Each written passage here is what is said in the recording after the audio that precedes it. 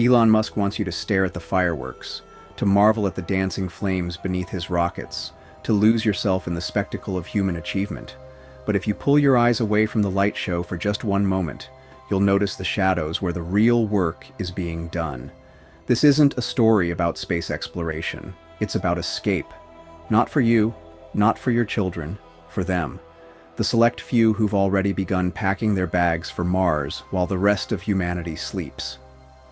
Behind every SpaceX launch pad, there are secrets buried deeper than the rocket exhaust trenches.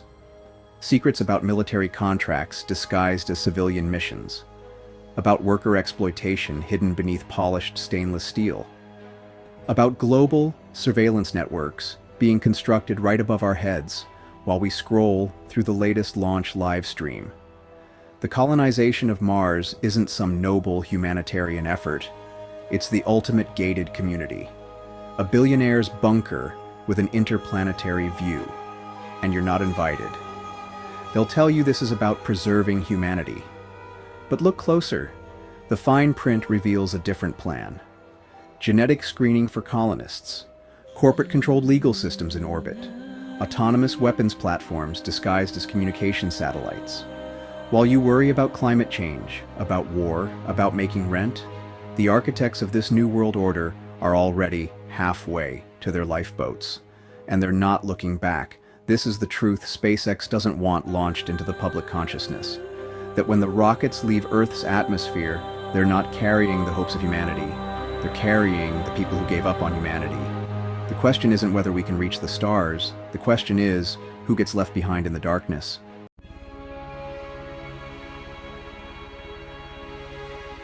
Elon Musk speaks of Mars with the fervor of a prophet. Humanity's backup planet, a second chance written in the stars. But the science tells a different story. Mars isn't Earth's salvation. It's a radioactive wasteland bathed in lethal cosmic rays, its soil laced with perchlorates that would shred human lungs like glass. The average temperature? -81 degrees Fahrenheit. The atmosphere? 96% carbon dioxide. This isn't a new frontier. It's a corporate graveyard dressed up as destiny. Yet SpaceX has already sold over 24 private flights to Mars at $100 million per seat. The passenger list reads like a who's who of the apocalypse. Silicon Valley CEOs, oil barons, hedge fund criminals, all signing contracts that include experimental genetic adaptation procedures. Because here's the truth they whisper in boardrooms. The only humans surviving on Mars won't be humans as we know them. They'll be gene-edited, radiation-resistant corporate property. And who's footing the bill for this billionaire escape pod? You are. NASA has funneled $15 billion of public money into SpaceX under the guise of scientific exploration. But the contracts reveal the lie.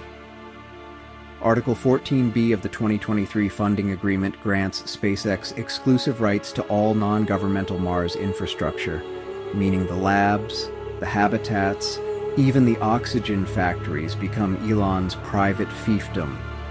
Taxpayers built the lifeboats. The ultra-rich get the seats. The deception deepens when you trace the paper trail.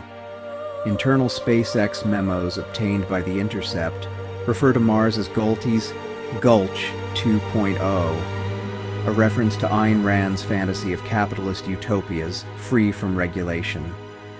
Meanwhile, NASA scientists were forced to redact a damning 2022 study proving that current Mars mission plans would kill 79% of colonists within 5 years from radiation-induced organ failure.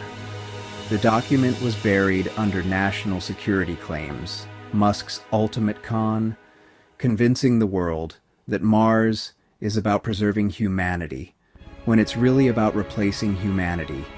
The wealthy won't live in domes, they'll live in servers, their consciousness uploaded into synthetic bodies, adapted for Martian hell. The rest of us? Left choking on the dust of a planet they've strip-mined and abandoned. This isn't science, it's eugenics with a PR team. And as the first Starship colonists sign away their earthly rights in SpaceX's liability waivers, remember, When they say making life multiplanetary, what they mean is making death optional for the 0.0001%.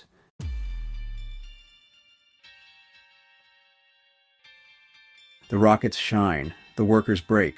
This is the equation SpaceX doesn't want you to solve.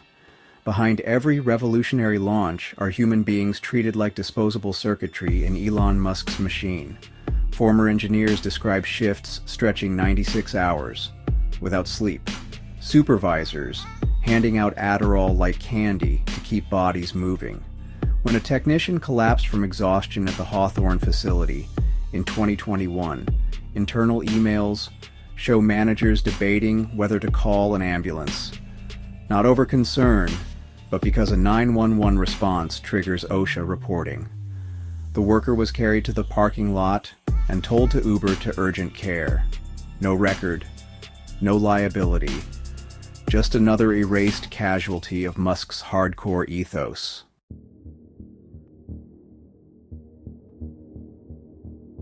The rockets aren't just escaping Earth, they're weaponizing the sky. Behind SpaceX's polished civilian launches lies the Pentagon's darkest orbital arsenal, and Elon Musk holds the launch codes. Take USA 276, officially a communication satellite launched in 2020. Classified payload manifests reveal the truth, a kinetic tungsten rod system codenamed Thor's Hammer. These 20-foot projectiles dropped from orbit strike with nuclear-level destruction minus the radiation. Clean, silent, untraceable. SpaceX has flown 11 such missions under NASA partnership contracts, each exempt from weapons testing bans under the fiction of debris mitigation studies. The unredacted portion of a 2023 Space Force memo says it plainly: commercial launch providers offer plausible deniability for prompt global strike capabilities.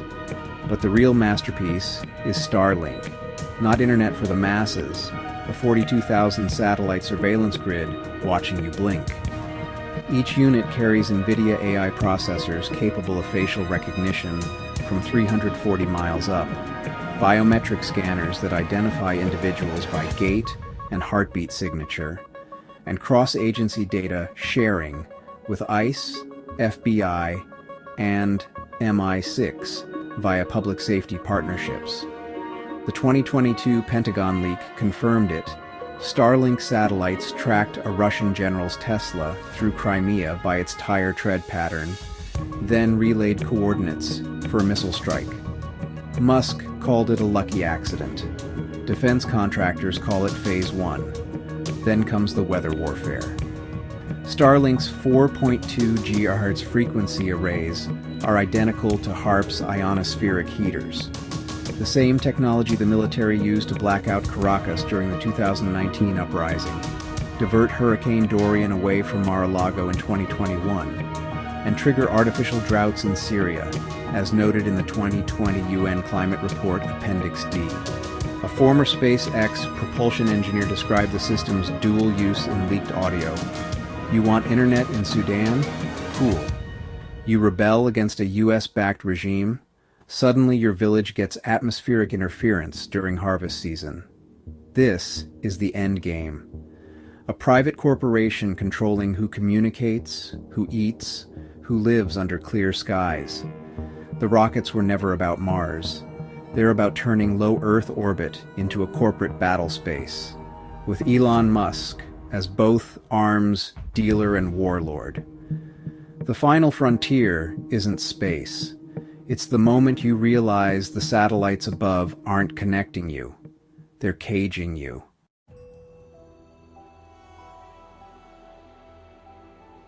The World Economic Forum doesn't just want to reshape Earth. They've already drafted the laws for their off-world corporate kingdom. Buried in their 2026 Space Governance Principles lies Clause 14.7. Private orbital entities shall exercise sovereign authority over their habitats, free from terrestrial labor or environmental regulations. Translation? SpaceX becomes judge, jury, and executioner 250 miles above your head. This is how it works. Step 1. Gut International law. The 2023 UN Space Resource Act, lobbied by WEF partners, granted corporations permanent mineral rights on asteroids and moons. Not nations. Corporations. Step 2. Build the aristocracy. BlackRock's Space Infrastructure Fund already holds $7.2 billion in asteroid mining claims. Their prospectus brags, off-world resources will collateralize the post-Earth economy. Step 3. Filter the worthy. SpaceX's colonist application includes full genome sequencing, psychological resilience testing, i.e., compliance metrics, and mandatory Neuralink compatibility exams. A leaked WEF working paper says the quiet part loud, extraplanetary settlement demands genetic and ideological homogeneity to ensure stability. The perfect corporate serfs, pre-screened, pre-owned, pre-silenced. But the real masterstroke? Making you pay for your own obsolescence? Those Starlink dishes on suburban rooftops aren't just internet hubs, they're the collection points for a system that will ultimately decide who accesses orbital infrastructure. Miss a payment to BlackRock's space mortgage division? Your family gets grounded, literally. Klaus Schwab called it the Great Reset. Elon Musk calls it making life multiplanetary. The contracts call it what it is, a corporate coup disguised as manifest destiny.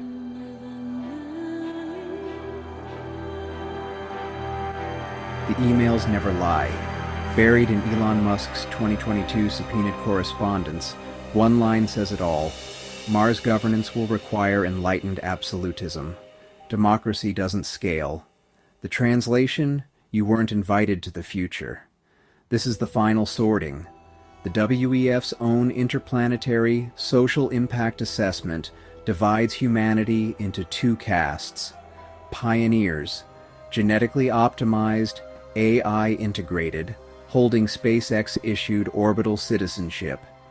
And the Terran Legacy, the billions deemed non-adaptable by BlackRock's algorithmic screening. Though the documents use kinder words, but the math is brutal. Not even 1% of humans will qualify for off-world residency.